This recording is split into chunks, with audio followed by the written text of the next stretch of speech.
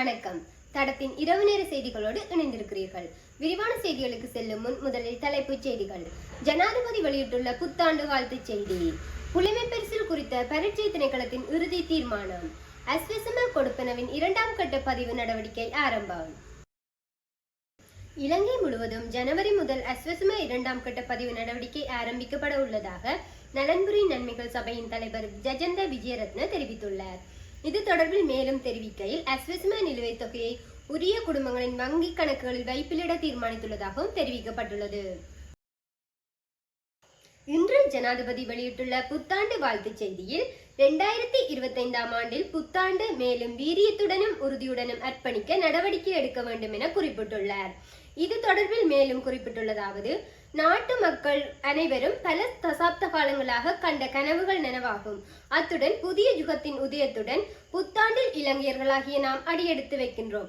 வடக்கு, கிழக்கு, மேற்கு, தெற்கு ஆகிய 4 திசைகளை முனைந்து அனைத்து மக்களின் நம்பிக்கையையும் பெற்று 2024ஆம் ஆண்டு நடைபெற்ற பாராளுமன்ற தேர்தலில் பெரும்பான்மை பலத்துடன் ஆட்சி அமைக்க எம்மால் முடிந்தது. அதற்கிணங்க கிராமிய வறுமையை ஒழித்தல், கிளீன் ஸ்ரீலங்கா திட்டம் மற்றும் டிஜிட்டல் பொருளாதாரத்தை கட்டியெழுப்புதல் ஆகியவை நாட்டின் முன்னணி அபிவிருத்தி தேவைகளாக நாம் அடையாளம் கண்டுள்ளோம்.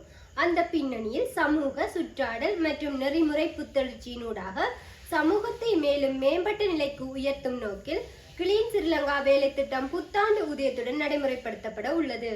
அனைவருக்கும் வளமான நாடு, அழகான வாழ்வை பெற்றுக் கொடுப்பதற்கான புதிய மனப்பாங்குகளை மேம்படுத்தி புதிய உறுதிப்பாடுகளை மனதில் கொண்டு சகோதரத்துடனும் முன்னோக்கி வருவதற்கு 2025 புதுவருட உதயத்துடன் சிறந்த வாய்ப்பு உருவாகி இருப்பதாக நான் நம்புகிறேன்.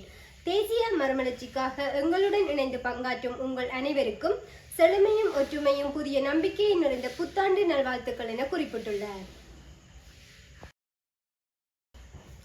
புலமை பரிசில் பரீட்சை விவகாரத்தின் உச்ச நீதிமன்றத்தின் தீர்ப்பு குறித்து பரீட்சை திணைக்களத்தின் இறுதி தீர்மானம் தொடர்பில் அறிவிக்கப்பட்டுள்ளது. இதன் அடிப்படையில் இன்று குறித்த இறுதி தீர்மானம் அறிவிக்கப்படும் என பரீட்சை ஆணையாளர் நாயகம் தெரிவித்துள்ளார். குறித்த விடயத்தை நேற்று தென்னிலங்கை ஊடகம் ஒன்றிற்கு கருத்து வெளிவிக்கும் போதே அவர் இவ்வாறு தெரிவித்தார். இந்த நிலையில் பரீட்சையில் 3 வினாக்கள் விடப்பட்டமை தொடர்பில் ஆராய நியமிக்கப்பட்ட நிபுணர் குழுவின் 3 பரிந்துரைகளுக்கு அமைய இந்த தீர்வு நடைமுறைப்படுத்தப்படும் எனவும் தெரிவிக்கப்பட்டுள்ளது.